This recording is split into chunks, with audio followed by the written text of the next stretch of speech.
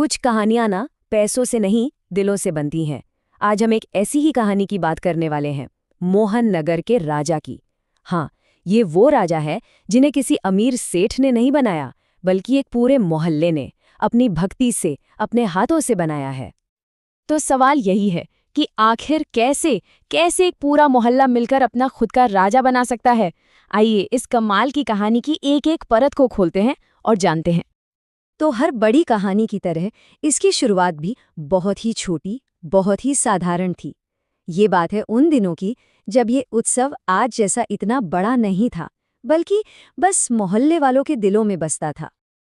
और सच कहूं तो यही इस कहानी की सबसे खूबसूरत बात है। यहाँ ना कोई चमक धमक नहीं थी, कोई बड़ा बजट नहीं था। बात थी तो बस सच्ची श्रद्धा की, एकदम सच्ची, जो हर किसी के दिल में थी। तो देखिए उन शुरुआती दिनों में होता क्या था। मोहल्ले में एक छोटी सी प्यारी सी मिट्टी की मूर्ति लाई जाती थी और हर कोई अपनी श्रद्धा से जो बन पड़ता था वो देता था। किसी ने 11 रुपए दे दिए तो किसी ने बस कुछ फूल या एक नारियल चढ़ा दिया। मतलब चढ़ावे की कीमत थी ही नहीं, असल कीमत तो उसके पीछे की भावना की थी। वही सब कुछ था। लेकिन फिर एक साल कुछ ऐसा हुआ जिसने इस छोटी सी परंपरा को हमेशा हमेशा के लिए बदल कर रख दिया। एक बड़े सपने ने, कह सकते हैं, जन्म लेना शुरू कर दिया था। हुआ ये कि मोहल्ले के जो बड़े बुजुर्ग थे, आप जानते हैं, जो हर परंपरा की नींव होते हैं, उन्होंने सबके सामने एक विचार रखा। और ये कोई ऐसा वैसा विचार नहीं था, इसमें पूरे मोहल्ले को एक साथ लाने की ताकत थी। उन्होंने कहा, क्यों ना हम एक बड़ी, एक भव्य मूर्ति लाएं, ताकि हमारी बस्ती का भी अपना एक राजा हो। बस यही वो पल था। वो एक पल जब एक छोटे से मोहल्ले ने इतना बड़ा सपना देख लिया, अपना खुद का राजा बनाने का सपना।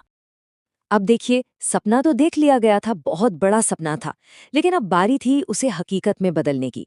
और इसके लिए जरूरत थी हर एक हाथ के साथ की, हर एक दिल के विश्वास की।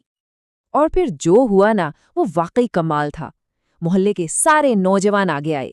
उन्होंने चंदा इकट्ठा करना शुरू कर दिया। एक बढ़िया से कलाकार को बुलाया गया और बस धीरे धीरे वो सपना आकार लेने लगा। वो सपना जो सबने मिलकर देखा था। और फिर महीनों का इंतजार, सबकी मेहनत, उसके बाद आखिरकार वो दिन आ ही गया। वो दिन जब पूरा मोहन नगर अपने राजा का स्वागत करने के लिए पलकें बिछाए खड़ा था।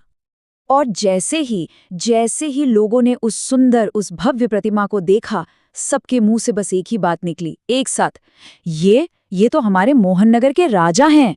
सोचिए, ये कोई दिया हुआ नाम नहीं था, ये तो लोगों के दिलों से निकली हुई आवाज थी।